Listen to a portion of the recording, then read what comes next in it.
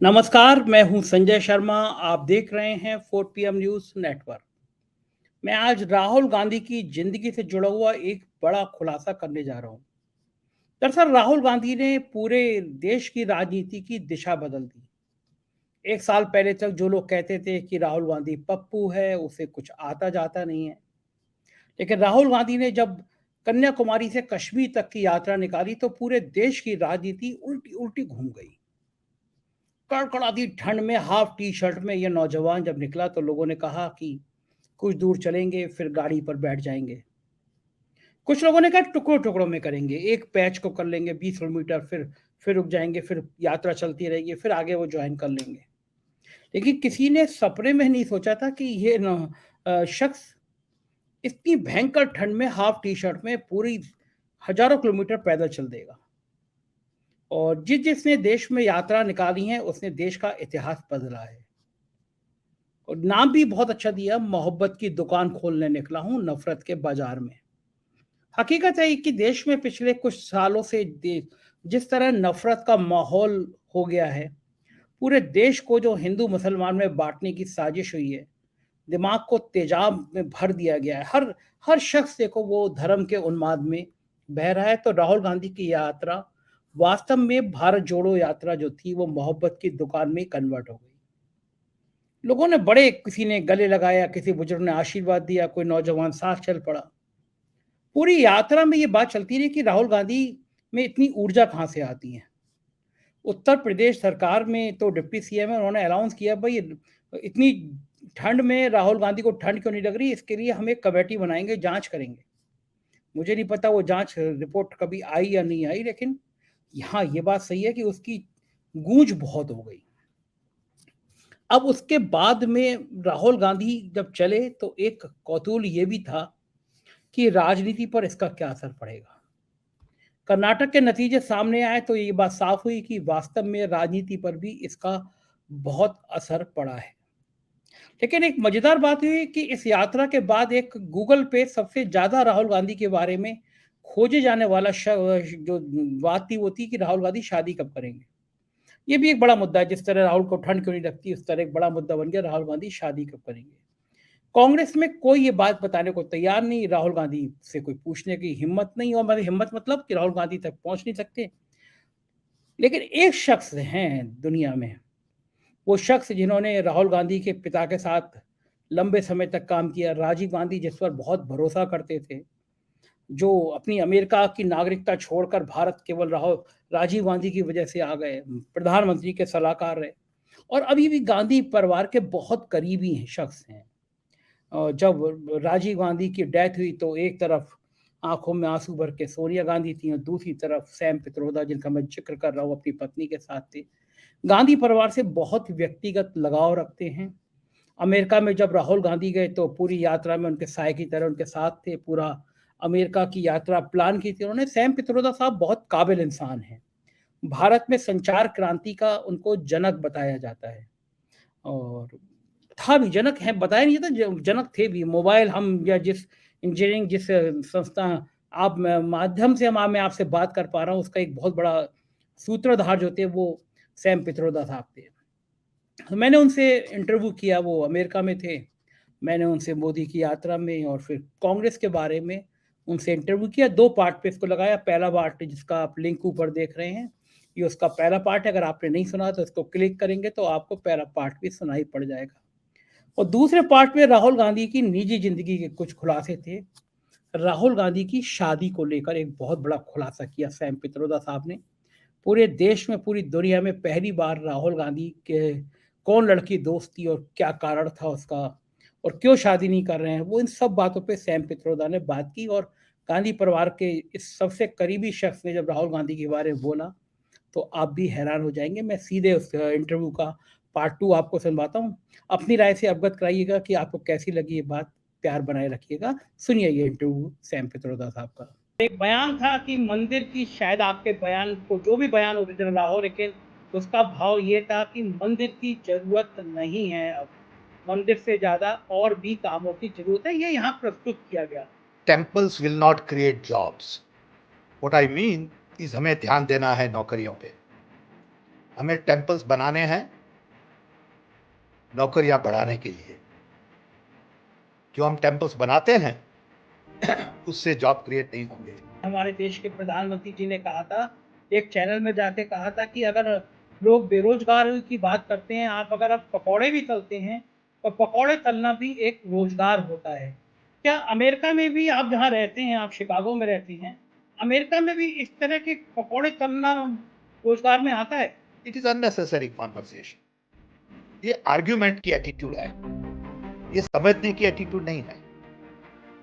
सीधा समझिए कि हमने कितने जॉब क्रिएट किए, हमें क्या करना है जॉब क्रिएट करने के लिए।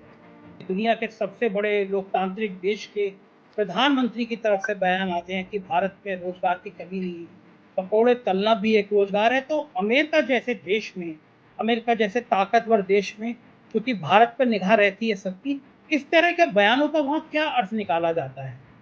जो जानते हैं उन्हें सब पता है। झूठ बोलने से सत्य नहीं बदला जाता। सैम साहब, मैं जानना चाहता हूँ कि ये जो आपकी स्ट्रेटेजी है कि राहुल गांधी को आप पूरी दुनिया में अलग-अलग देशों में खड़ा करें, क्या कोई ये प्लान है आपका राहुल गांधी को विदेश में लाके भारत पे हमले कराने का, या ये रूटीन में हो रहा है? क्योंकि we and Rahul Gandhi particularly believes that democracy is larger global good. Indian democracy in particular is the key to global democracy. हमें इंडियन मीडिया पूरी स्पेस मीडिया में नहीं दे रही। वो उठ पटांग करके, झूठ बोल के, उल्टा सीधा करके प्रेजेंट करते हैं। जब हमने बालाकोट के बारे में कुछ कहा तो बोले देशद्रोही है। अभी आप कौन हैं डिसाइड करने वाले हम देशद्रोही हैं? सैम साहब, हम लोग महात्मा बुद्ध के देश वाले लोग हैं जो अहिंसा में विश्वास करते हैं, और एक देश है जो हथियार खरीदने, हथियार बेचने और खासतौर से हथियार बेचने में यकीन करता है। ये दो अलग अलग विचारधारा के लोग किस प्लेटफॉर्म में अमेरिका में एक जगह आ सकते हैं, आपको कोई थोड़ा बहुत अनुमान है? सैम साहब, आप एक अमेरिका के प्रबुद्ध नागरिक होने के नाते, अमेरिका के एक बहुत इंटेलेक्चुअल होने के नाते, आप प्रधानमंत्री से मिलने जाएंगे? नहीं। सैम साहब, आपको मंदिर को लेके इतना पूर्वाग्रह क्यों? अब तो राहुल गांधी चुनाव में जाते हैं, अपना जनेऊ दिखाते हैं, माथे पे भभूत लगाते हैं, चुनाव के दौरान में साष्टांग वो लेटे हुए मंदिर में नजर आते हैं। कर्नाटक के चुनाव में बजरंग बली को वो जेब से निकाल निकाल के प्रवक्ता दिखाते हैं कि हम हनुमान चालीसा पढ़ते हैं। अब तो भगवान का इस्तेमाल जितना भारतीय जनता पार्टी करती थी, अब तो कांग्रेस भी करने लगी है। तो आपकी जो वैज्ञानिक सोच वाली बात है वो तो है नहीं अब। देखिए, it is up to individual. हमारी पत्नी बहुत भक्त है, वो घर में छोटा सा टेम्पल लगाया है, हम उनको डिस्टर्ब नहीं करते। हम बिल्कुल भक्त नहीं हैं, हम कभी जाते ही नहीं टेम्पल, गए नहीं कभी। तो ठीक है, वो उनका हक है, ये हमारा हक है। वो हमें रिस्पेक्ट करती हैं, हम उनको रिस्पेक्ट करते हैं। तो हम तो कह रहे हैं कि हमने भगवान आउटसोर्स कर दिया है हमारी वाइफ को। हमारी माता जी भी इतना अच्छा काम करती थी, हाँ, तो आउटसोर्स कर दिया है गॉड को। ये आपकी धारणा अच्छी है कि भगवान को भी हम लोग ट्रांसफर कर सकते हैं। सैम साहब, एक बात और आई थी आज चर्चा में, हमारे कुछ डिबेट में, कि अमेरिका की पॉलिसी है, वो जो शेडो प्राइम मिनिस्टर है, संभावित प्रधानमंत्री हैं, अगर कोई ऐसा लीडर है तो अमेरिका के लीडर उसके संग भी वार्ता करते हैं। क्या राहुल गांधी में जब विजिट थी अमेरिका की, क्या व्हाइट हाउस में कोई ऐसी वार्ता हुई थी? क्या व्हाइट हाउस ने राहुल गांधी को निमंत्रण दिया था? अमेरिका की जो ताकतवर राजनीतिक ताकतें हैं, उन्होंने राहुल गांधी से मुलाकात की थी? हमने बहुत लोगों से मुलाकात की थी वॉशिंगटन में, सम पब्लिक सम प्राइवेट। जो प्राइवेट मीटिंग्स थी हमें किसी को बताया नहीं उसके बारे में, और बताएंगे भी नहीं, क्योंकि it was private. Public meetings जो थी, प्रेस क्लब, फिर think tank, dinners, meeting with NGOs, वो सब मीटिंगें लोगों को बताया गया उसके बारे में। लेकिन थोड़ी सी मीटिंग प्राइवेट थी, जो हमने प्राइवेट ही रखी है अभी तक। वो उसकी सबकी निगाहें उस पे है कि वो प्राइवेट मीटिंग क्या थी, और ये लोग मान रहे हैं कि सैम पित्रोदा जी ने एक ऐसा व्यू रचना तैयार किया है उस प्राइवेट मीटिंग में, जिससे कांग्रेस की प्लानिंग में, कांग्रेस के फ्यूचर में कुछ चीजें सामने आ सकती हैं। ऐसा नहीं है। The main thing about private meeting is it was off the record, it was exchange of ideas, so we have to respect that. अब किसी को आपने प्रॉमिस की है, ठीक बात, यू हैव सहमत टू हूँ, रिस्पेक्ट दैट प्रॉमिस भैया। सहमत हूँ। सैम साहब, आप उन चंद लोगों में से हैं जिन्होंने राहुल गांधी के पिताजी के साथ भी बहुत करीब काम किया। आप उनके, मैं कहूँगा, मित्र थे, बड़े थे, और राजीव गांधी ने आपको काम करने की बहुत छूट दी, संचार क्रांति उस दौर में आई। तो सैम पित्रोदा साहब, आपने राजीव गांधी के साथ काम किया, राहुल गांधी के बहुत करीब हैं आप। पिता और पुत्र में, दोनों में किसकी कौन सी बात ज्यादा अच्छी है? राजीव गांधी की कौन सी बात ज्यादा अच्छी थी और राहुल गांधी की कौन सी बात ज्यादा अच्छी है? देखिए, every human being is different. I am different from my brothers. No two people are same. Even if you are in the same family, you are very different. So you have to accept that father and son would be different in many ways and would also be similar in many ways. So I do see in Rahul Gandhi's eyes unfinished agenda of Rajiv Gandhi.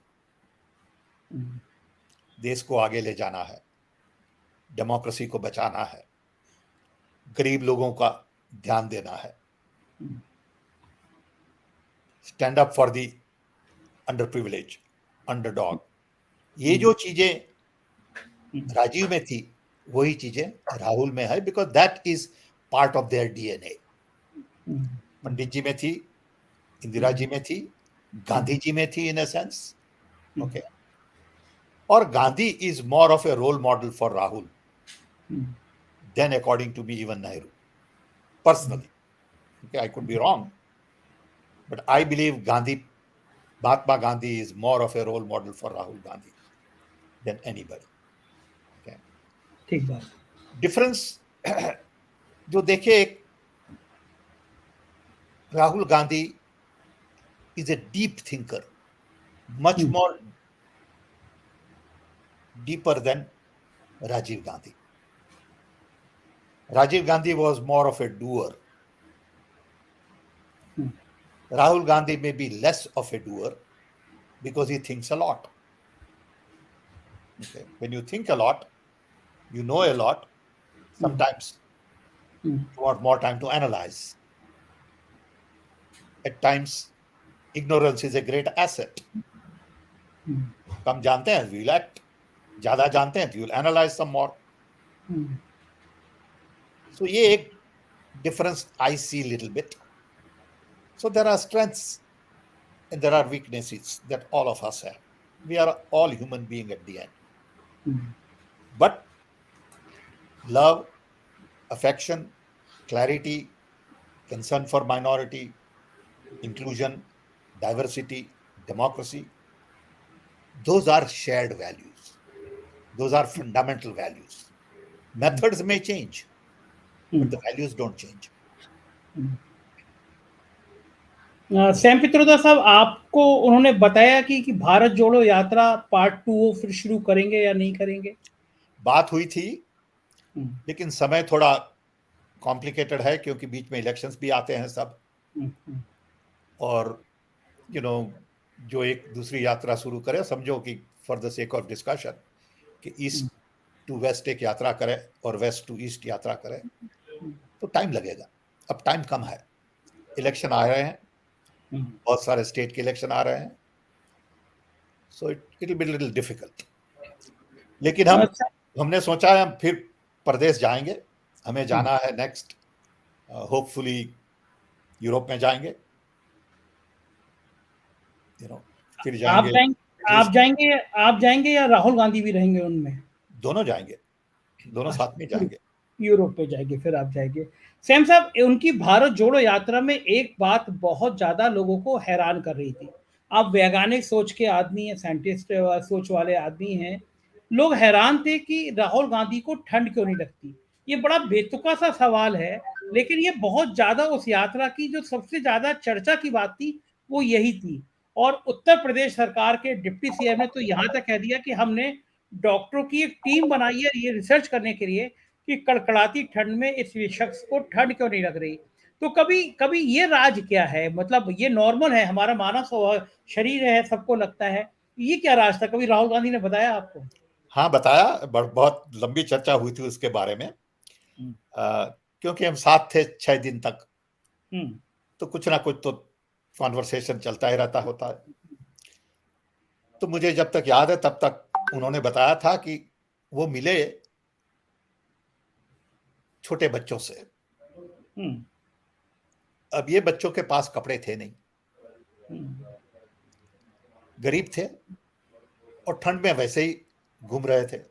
न तो उनके पास sweater था, न तो उनके पास blanket था। सो राहुल ने सोचा कि ये इतने छोटे छोटे बच्चे, out of necessity they can stand cold, why can't I try? Okay. So his mind then got tuned into this. That every time he felt a little cold, he thought of those kids. कि ये बेचारे ठंडी में रह सकते हैं, तो मैं क्यों नहीं रह सकता? And that gave him inner strength. Okay. And finally in Kashmir, if he couldn't stand it, so he put on a jacket. It's okay. It was not about victory or loss. ठीक बात।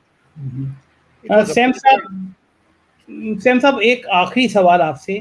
भारत में अगर कोई बच्चा 25, 26, 27 साल का हो जाता है, तो बच्चे के अड़ोसी पड़ोसी उसके पिता के दोस्त से कहते हैं कि अगर पिता नहीं है तो पिता के दोस्त से कहते हैं तुम बात क्यों नहीं करती, शादी नहीं कर रहा।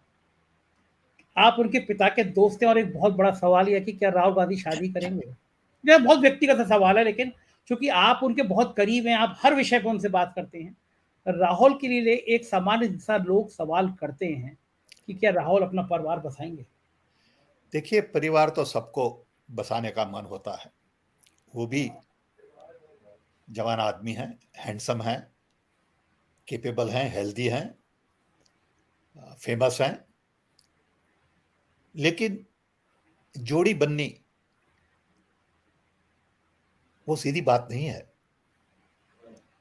क्योंकि जो भी उनके साथ पार्टनर होंगे, there has to be a match of mind, match of heart, match of ideas. उसके लिए ज्ञान चाहिए,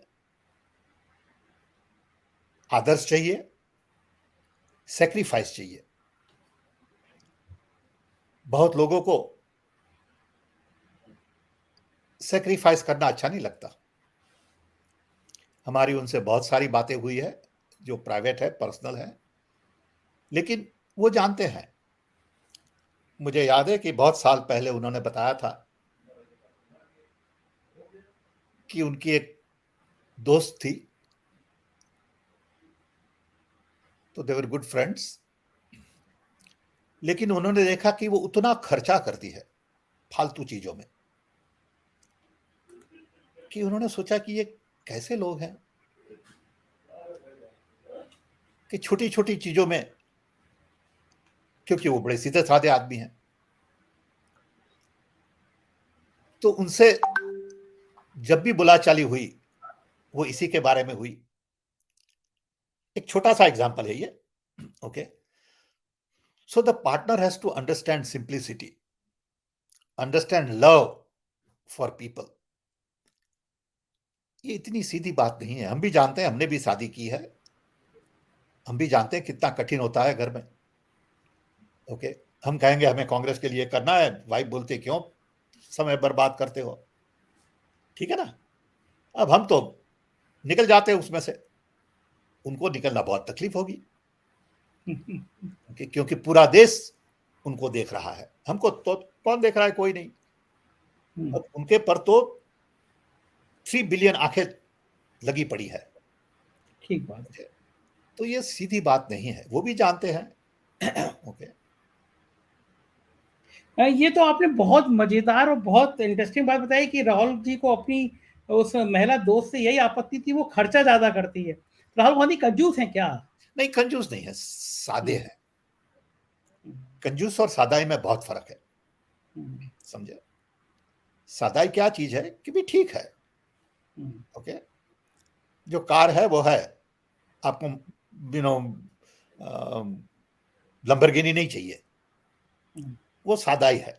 कार की तो बात छोड़िए, कपड़े पहनते हैं आप, ओके, जूते पहनते हैं, ओके, आप $1000 के भी जूते पहन सकते हैं और $50 के भी पहन सकते हैं और $100 के भी पहन सकते हैं।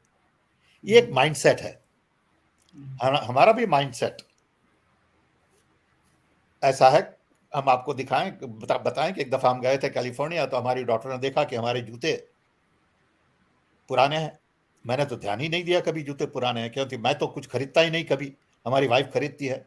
हमारे सॉक्स में होल हो गया तो हम तो पहनते हैं वैसे ही, तो हमारी वाइफ कहती है भाई ये सॉक फेंक दो, तो वो फेंक देती है। तो हमारी लड़की ने देखा कि ये डैडी के पास जूते अच्छे नहीं है, तो वो हमें ले गई, $400 के 2 पेयर जूते ले दिए। हमने बहुत किया कि बच्चा ये अच्छी बात नहीं है, हमें नहीं चाहिए $400 के जूते, हम तो $50 के जूते पहनते हैं।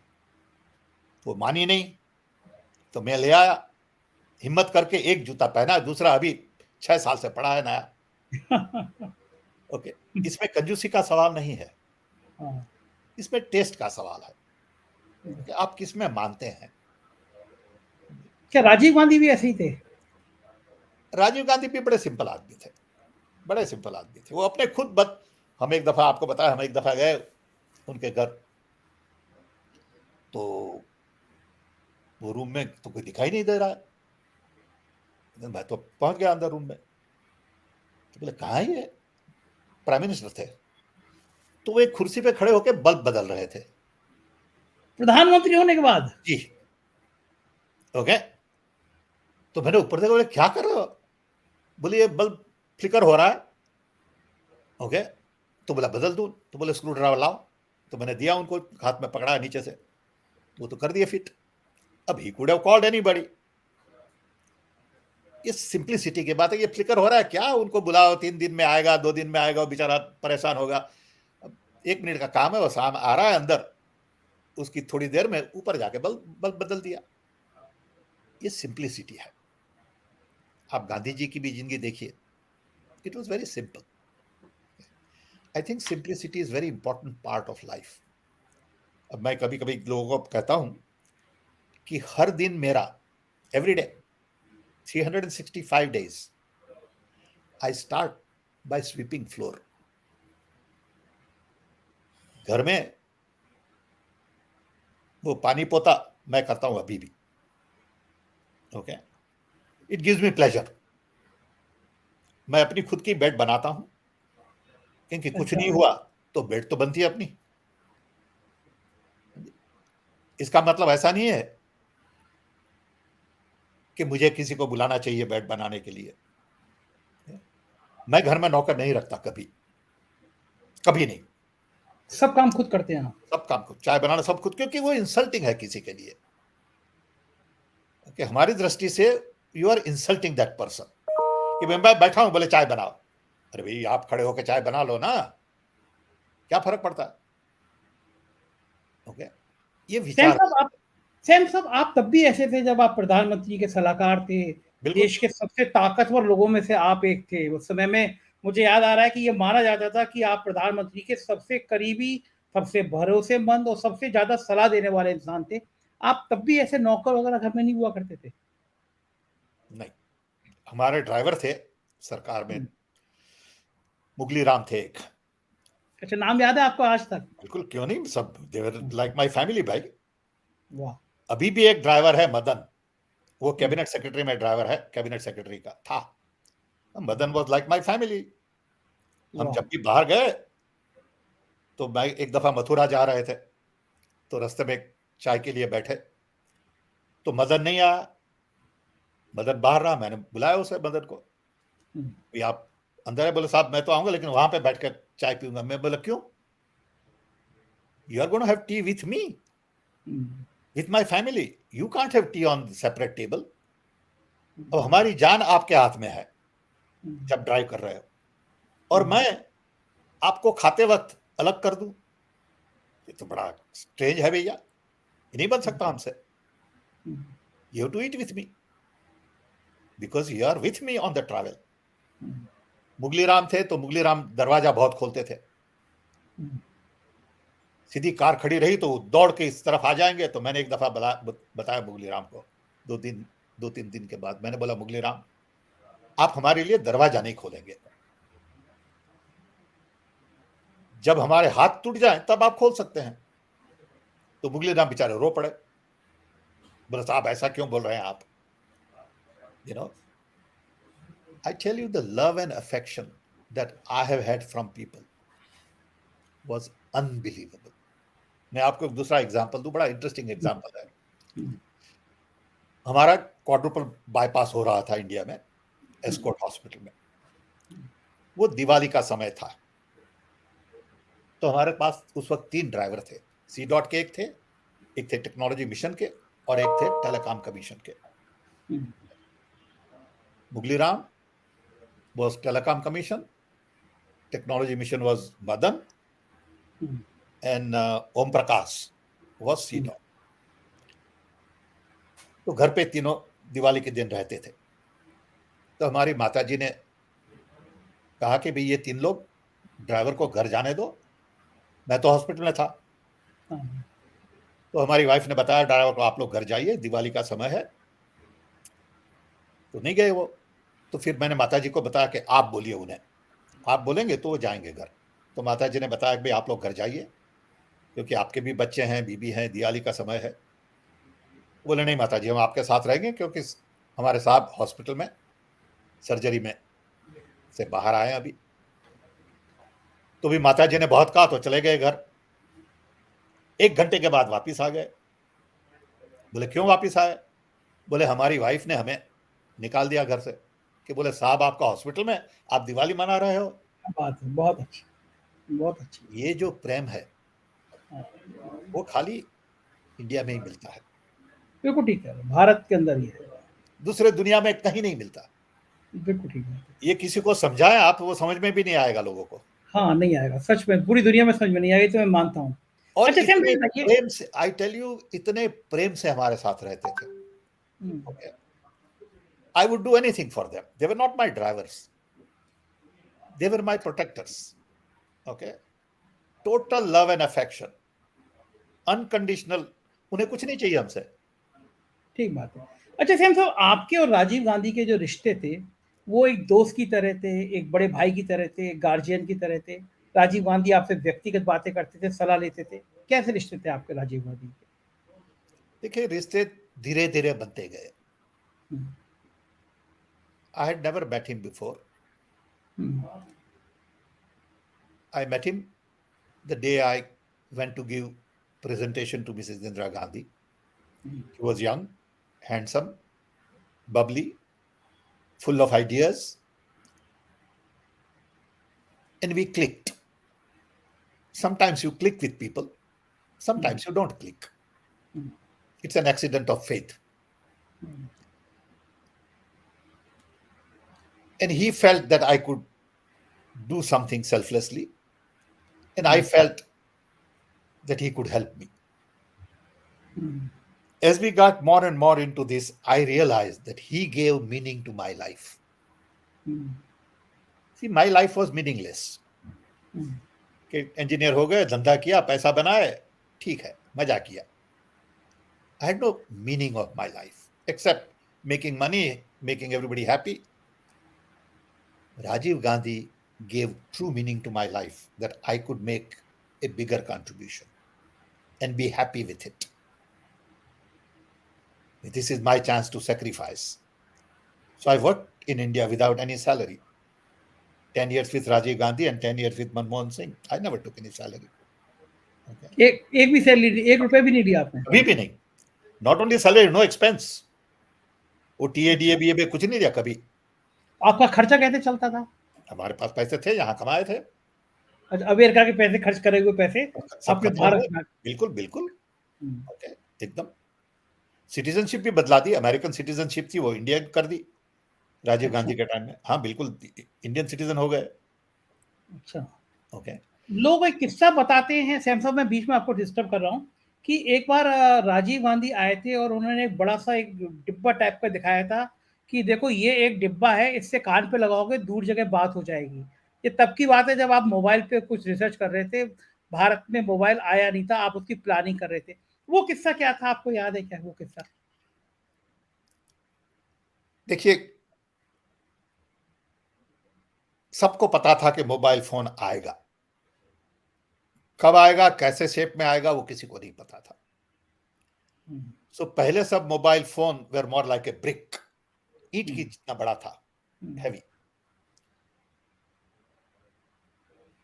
हमने सोचा तब कि वी हैव टू वेट, क्योंकि उस वक्त बहुत एक्सपेंसिव था, एनालॉग टेक्नोलॉजी थी, but we had to experiment. So we had to learn. So we had experts in telecom department. And Motorola then was pushing for analog systems. We did not want to buy analog systems. So we had a lot of friction. बहुत लोग कहते थे कि आप तो इसको delay कर रहे हैं. तो जब तक GSM स्टैंडर्ड नहीं आया, तब तक हमने मोबाइल फोन को डिले किया, बाय डिजाइन. बातें की, एक्सपेरिमेंट किया, ये किया, वो किया, लेकिन इंस्टॉल नहीं किया. बहुत लाइसेंस इशू नहीं किया. लाइसेंस जब इशू किया तब GSM became standard. Okay, so that was the price to be paid by India. There was a lot of criticism at one time. Okay, that we are blocking mobile phone, we are not being very sensitive. It's okay, but we knew what we were doing. So Rajiv had also gone to Ericsson for a visit, and he made a call from there on mobile phone, which was also publicized. So we knew that mobile phone is coming, will be useful, but we had to wait. So ऐसे तो बहुत सारे examples हैं.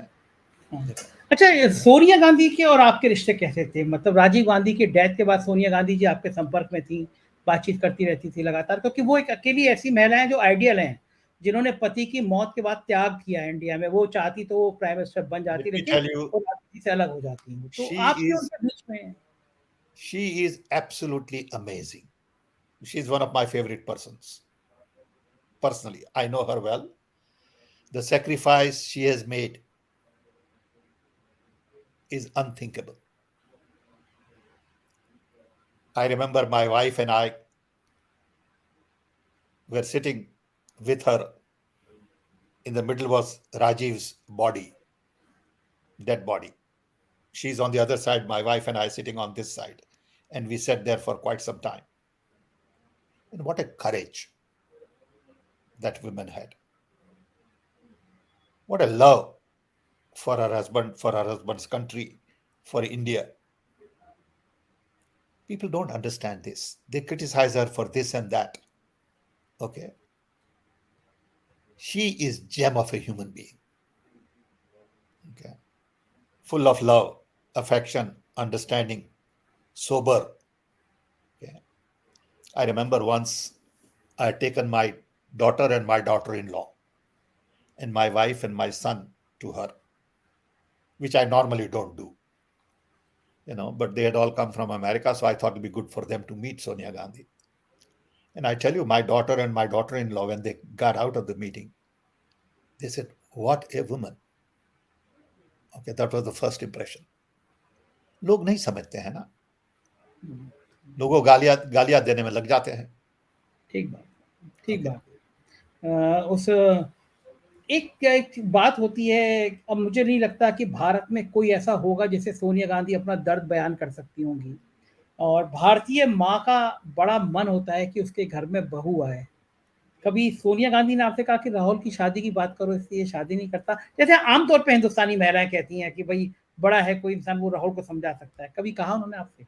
नहीं, ऐसी बात नहीं हुई है, but she loves her son like every other mother would. She is concerned like any mother would be. She's a normal mother. Okay, she has all the right to worry about her son. She has all the right to worry about her daughter. Okay, she's just very normal person. Rahul और प्रियंका गांधी में राजनीति में कौन ज्यादा perfect है? I may not be the person to answer that, but I would say, like I told you earlier, every person is different. In my own family, brothers and sisters are different. Okay, so they basically complement each other.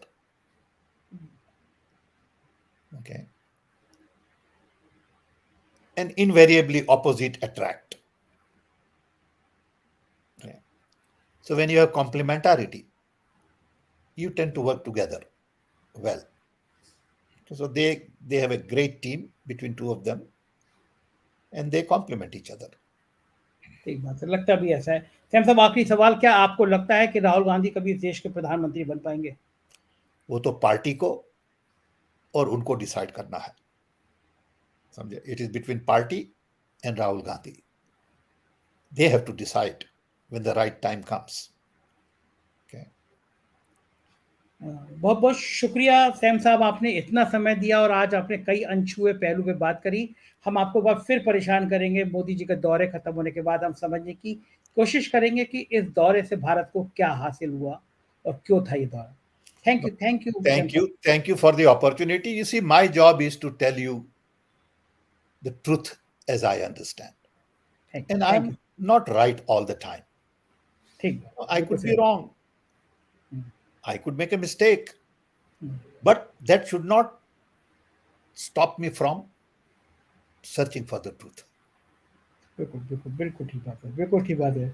और आप ऐसे ही अच्छे हैं, इसीलिए लोग आपको बहुत अभी भी पसंद करते हैं। थैंक यू भैया for the opportunity. Thank you. तो सुना आपने, ये थे सैम पित्रोदा साहब, और राहुल गांधी की जिंदगी और सोनिया गांधी की मन स्थिति को लेकर इन्होंने ये बातें की। तो मैं एक बार फिर अनुरोध करूंगा कि ये इंटरव्यू कैसा लगा, आपकी राय हमारे लिए बहुत मायने रखती है, तो अपने कमेंट बॉक्स में जाके अपनी राय जरूर बताइएगा। इस प्यार के लिए शुक्रिया। कुछ राज्यों में हमारे चैनल हैं, 4PM यूपी, बिहार, गुजरात, महाराष्ट्र, कर्नाटक, ये राज्यों के चैनल हैं, राज्यों की खबरें चाहिए तो आप इन्हें सब्सक्राइब करिएगा। शुक्रिया, थैंक यू।